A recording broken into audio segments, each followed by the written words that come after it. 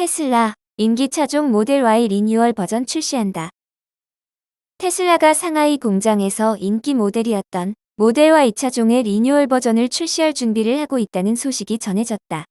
블룸버그는 소식통을 인용해 국내 경쟁 업체들이 제품 출시를 가속화하고 경쟁이 치열한 가운데 테슬라가 상하이 공장에서 큰 매출을 차지하고 있는 모델 Y의 개조된 버전을 출시할 준비를 하고 있다고 보도했다.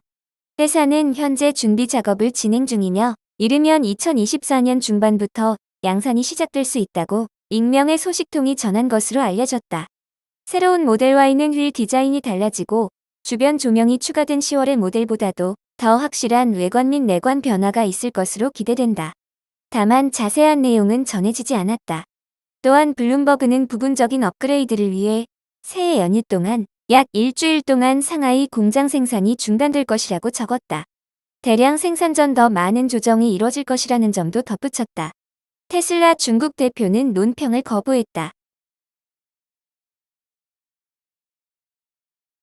리비안, 5천만원대 중형 EV SUV R2, 테슬라 모델 3 성공 벤치마킹.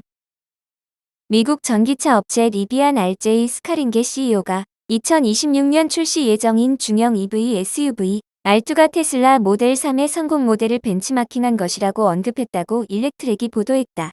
리비안은 R2를 통해서 약 5천만원대 전기차 시장 공략에 나선다. 리비안은 이달 초 조지아의 50억 달러 규모의 대규모 전기차 공장 건립을 위해서 클레이코를 파트너로 선택했다. 신규 시설은 R2의 생산 기지가 될 것이다. 리비안과 테슬라는 모두 고급형 EV로 사업을 시작했다.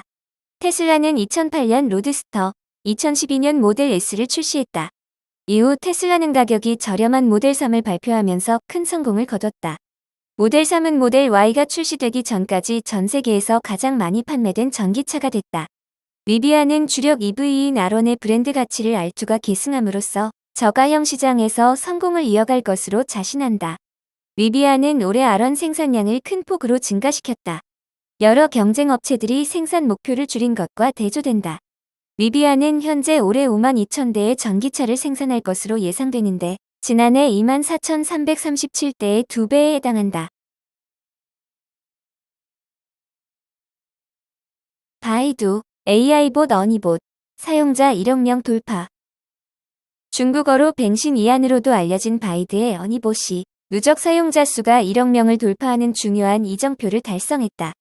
블룸버그에 따르면 바이두의 왕하이펑 최고 기술 책임자는 최근 콘퍼런스에서 이 같은 내용을 공개했다. 어니봇은 2023년 출시 후 2개월 만에 빠른 성장세를 보였는데 이는 사용자에 대한 가치와 대형 언어 모델 기술을 발전시키는 역할을 강조하고 있다.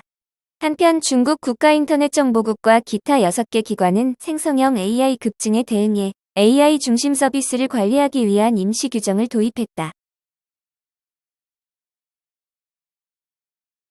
중국 니오 5나노 자율주행 반도체 개발 삼성전자 또는 TSMC가 생산 가능성. 중국의 테슬라로 불리는 전기차 스타트업 니오가 자체 기술로 5나노 미세공정 기반 자율주행 반도체를 개발해 엔비디아의 제품을 대체한다는 계획을 내놓았다. 니오가 미국 정부의 규제에서 벗어나 있는 만큼 삼성전자 또는 TSMC의 첨단 파운드리 공정에 위탁 생산을 맡길 수 있다는 전망이 나온다. IT 전문지 톰스 하드웨어에 따르면 니오가 중국에서 가장 정교한 기술을 갖추고 있는 자체 설계 시스템 반도체를 선보일 것이라는 분석이 나온다. 니오는 신차 공개 행사 니오데이를 개최하고 플래그십 전기차 ET9과 여기 탑재되는 자율주행 반도체 NX9031의 세부 사양을 공개했다. NX9031은 5나노 미세공정을 기반으로 생산되며 32코어 CPU, 500억 개 이상의 트랜지스터를 탑재하는 등 우수한 성능을 구현할 것으로 예상된다. 리빈 니오 회장은 이날 행사에서 자체 자율주행 반도체 성능이 최상위 기업인 엔비디아 제품에 필적하는 연산 능력을 갖출 것이라며 자신감을 나타냈다. 다만 이를 탑재한 전기차가 실제로 출하되는 시기는 2025년 1분기로 예정됐다.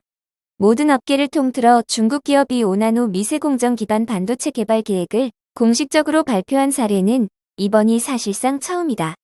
미국 정부가 중국 반도체 기업을 대상으로 수년째 강도 높은 규제를 적용하고 있어 중국 업체가 삼성전자나 TSMC 등 파운드리 업체의 첨단 미세 공정을 활용할 수 없기 때문이다. 톰스 하드웨어는 니오는 미국 정부의 블랙리스트 기업에서 제외되어 있다며 원한다면 삼성전자나 TSMC, 심지어 인텔의 파운드리를 통해 반도체를 위탁 생산할 수도 있다고 보도했다. 삼성전자와 TSMC는 현재 파운드리 분야에서 5나노 기술을 주력 공정 가운데 하나로 활용하고 있다. 따라서 니오와 기술 협력을 통해 반도체 생산을 담당할 가능성이 충분하다. 톰스 하드웨어는 중국 파운드리 업체인 SMIC가 자율주행 반도체에 쓰일 만한 첨단 공정 기술을 갖추지 못했다는 점도 이들 기업이 반도체 위탁 생산을 막기 유력한 배경이라고 바라봤다. 니오는 자체 개발 자율주행 반도체의 신경망 처리 장치와 그래픽 처리 장치, LPDDR5X 규격의 디램 등을 활용할 계획도 세우고 있다. 다만 중국 반도체 업계의 현재 기술력을 고려한다면 니오가 실제로 엔비디아에 대적할 만한 자율주행 반도체를 자체적으로 설계하기는 쉽지 않을 것이라는 전망도 나온다.